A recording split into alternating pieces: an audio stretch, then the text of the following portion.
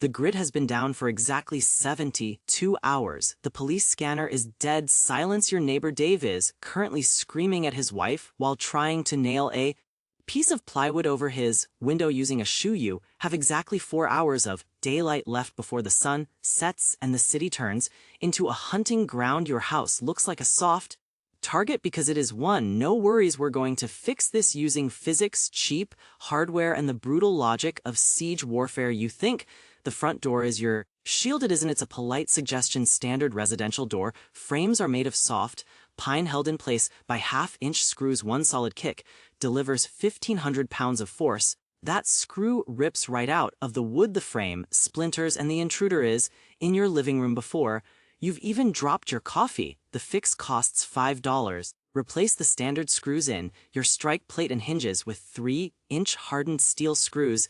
These bite deep into the structural 2x4 studs of the house wall. Now, when someone kicks the door, they aren't fighting a piece of trim. They are fighting the entire structural integrity of your house. Physics is now on your side. The kinetic energy has nowhere to go, and the intruder breaks their ankle before they break your door. Next, we handle the windows. Your instinct is to put bars on them. This is a mistake. Bars trap you inside during a fire, and fire is the oldest siege weapon in history. If your neighbors want you out, they won't storm the door. They'll just toss a Molotov cocktail on the roof and wait for you to run out the back. Instead of bars, use security film. This is a polyester layer bonded with aggressive adhesive. It doesn't stop the glass from breaking, but it holds the shards together in a flexible sheet. When someone tries to smash it with a brick, it doesn't shatter. It bounces to get through. They have to batter it for minutes, creating massive amounts of noise. Time is the enemy of the intruder. Every second they spend banging on a window is a second the risk calculation tilts against them.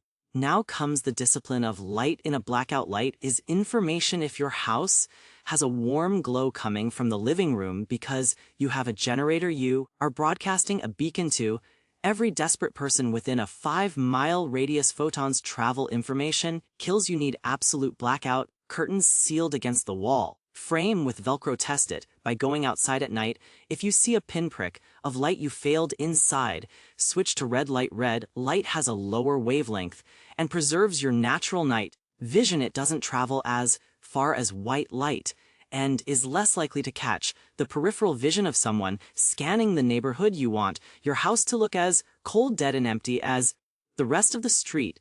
Let's talk about the fatal funnel. If someone breaches your perimeter, you need to control where they go. Most hallways are fatal funnels, narrow spaces with no cover where movement is restricted. In a home defense scenario, you want the intruder in the funnel, not you. Do not clear your own house. This is real life, not a movie. Retreat to a designated safe room at the end of a hall. Upgrade that interior bedroom door to a solid core exterior grade door with a deadbolt. This creates a fortress within a fortress. Arrange furniture to impede movement in the hallway. A heavy couch pushed slightly into the path forces an intruder to slow down or climb over, destroying their momentum. Chaos and geometry are your friends. This is the psychological warfare phase. A manicured lawn in a crisis says, I have resources. A neglected lawn says, I gave up weeks ago. Stop mowing. Scatter trash near the cans. Break some old toys and leave them on the porch. But the real secret is bio defenses. Plant thorny vegetation under your windows. Blackberry, hawthorn, or pyracantha. These plants have thorns long enough to puncture heavy clothing. It's a passive defense system that never runs out of ammo. If someone wants to peek in your window, they have to wade through biological razor wire that leaves DNA evidence and causes immediate pain. Look like a picked carcass, not a prize. Fire safety is usually boring, but in a collapse it is life or death. The fire department is not coming. The grid is down and the trucks are out of fuel. If a fire starts, you are the fire department. You need a dedicated fire plan that doesn't rely on water pressure. Stockpile buckets of sand or dirt. Sand creates a smothering layer that oxygen cannot penetrate. It works on grease fires, electrical fires, and burning debris. Clear all flammable debris from your perimeter. Dead leaves, old wood, patio, furniture. Create a defensible space where fire cannot bridge the gap to your walls. If you burn, the fortress falls. Finally, we have to talk about the gross part that kills more people than bullets.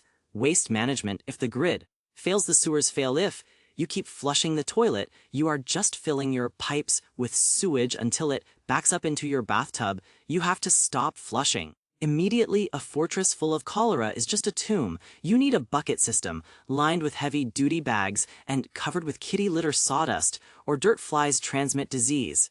From waste to food dysentery is a bio-security threat. Manage your waste like toxic sludge because that's what it is.